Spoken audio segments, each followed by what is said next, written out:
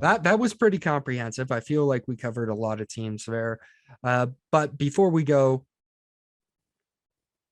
let's just combine this. Let's do two teams that we're excited to watch on Game Pass every week this year, and one of those teams should be your off-season champion.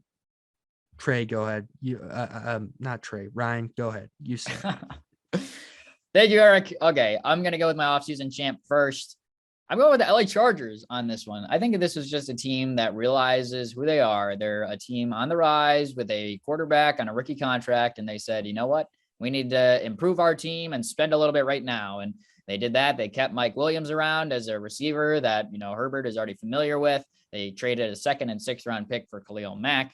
They went out and signed J.C. Jackson in free agency, also grabbed a couple other D linemen in free agency, Austin Johnson, Sebastian Joseph Day, signed Gerald Everett. And I thought they had a solid draft as well. I mean, they grabbed Zion Johnson in the first round, help protect your young quarterback a little bit. Also grabbed some guys like JT Woods, safety from Baylor, Isaiah Spiller, Texas A&M running back, and Jamari Saylor, Georgia offensive lineman, three players I was pretty fond of in scouting, especially JT Woods. I think he's a really good deep safety that they grabbed. So I just thought the Chargers, solid offseason. Maybe there's other teams that did kind of more dynamic things, but I thought the Chargers did exactly what they need to do this offseason, surround Herbert with a little bit more help. And a lot of that just came from re-signing Mike Williams and giving him a stronger defense around him. So I like that move for the Chargers. So always a fun team to watch, of course, when you get to watch Herbert just unload a deep ball. So fun watching the Chargers on Game Pass. And then the other team that I'll shout out, Game Pass offense, not even necessarily the most coherent team. I criticize their moves all the time, but the Arizona Cardinals offense is always fun to watch because Kyler Murray's running around and Cliff Kingsbury's sending out 5 receivers on regular plays. So yeah, that is usually it's 4 receivers or whatnot. But yeah, the Cardinals offense, they always kind of do some fun things out there when Kingsbury will scheme things up or Kyler Murray will go off and run off a crazy play. So those are some fun teams to watch. Really like the Chargers offseason and the Cardinals offense definitely being a team to watch on Game Pass. Yeah. I feel like we just have to mention these two teams. The draft really is so much about good teams just draft well, and you see why rebuilds have worked. To me, the off-season champions are the Chargers, but for me, I'll just go the other two top AFC teams. What the Bills and Chiefs did this offseason was awesome. I mean, the Chiefs, I know you trade away Tyreek Hill, but he had injury concerns and he wanted a ton of money and he was getting older and he's going to be 30 soon. So what did the Chiefs do? They said, okay, we'll trade him and we'll invest those picks in our defense and get an absolute stud in George Karlaftis, which gives them an edge rusher that they didn't have before, and Trent McDuffie, a good cornerback that Steve Spagnuolo can coach up. And then you get Sky Moore, a guy that people really like and someone who can replace kind of what Tyreek Hill does for them on offense. Plus, you still have McCole Hardman and Travis Kelce, and Juju Smith-Schuster.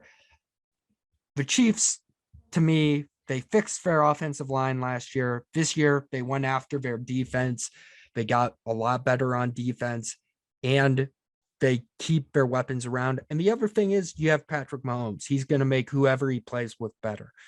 So to me, the Chiefs were a massive winner of the offseason. And then the same thing with the Buffalo Bills. I mean, what did the Bills do? They go out, they get Kaiir Elam to solidify their back end. They needed depth for Trey White. And then they go get James Cook, who is Dalvin Cook's brother, I learned. And basically, if you watch James Cook, he's just like smaller Dalvin Cook. And if you can move like Dalvin Cook, you're going to be successful in the NFL. And if you're the Bills and you can select a smaller running back in the second round just to add to what your defense, to what your offense can be with all the weapons that you have already, you should do that. And they absolutely did do that.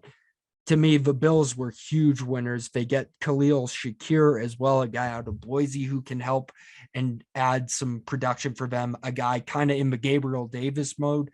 The Bills and Chiefs just draft well now. They have for years, and that's what we're seeing now. The way we talk about the Ravens and the Steelers, I think it's time to put the Bills and the Chiefs into that mix as well, because those front offices are just some of the best in the league, and you can see it with the way they construct their rosters. So, the rich get richer. Yeah, I think those are good calls for sure. I mean, Brett Beach, Chiefs GM, and Brandon Bean with the Bills. Those guys are awesome. They've done an outstanding job for a long time. So, I like both those teams off seasons as well. And I will just say, the Broncos, you have to throw them in there. I know their draft wasn't spectacular, but they add Randy Gregory in free agency, and they finally get a quarterback. And they've needed a quarterback forever.